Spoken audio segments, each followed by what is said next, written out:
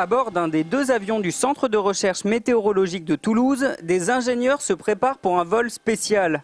Pour l'occasion, à une altitude de 11 000 mètres, de nouveaux instruments de mesure sont testés. On va embarquer un instrument qui s'appelle un lidar. Alors certaines personnes appellent ça également un radar laser. Donc c'est un instrument qui émet des impulsions lumineuses, en l'occurrence ici dans l'ultraviolet, très courtes.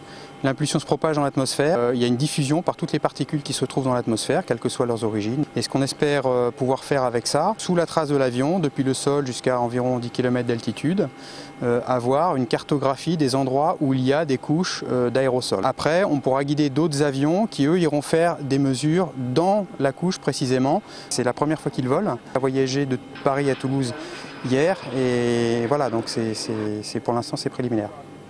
De son côté, le centre météorologique viendra compléter les données fournies par les deux avions. Au sol, des mesures de pression, de température sont beaucoup plus nombreuses. Ces informations permettent de rendre les modèles météorologiques beaucoup plus précis. Ainsi, les prévisions fournies à la DGAC seront encore plus fiables.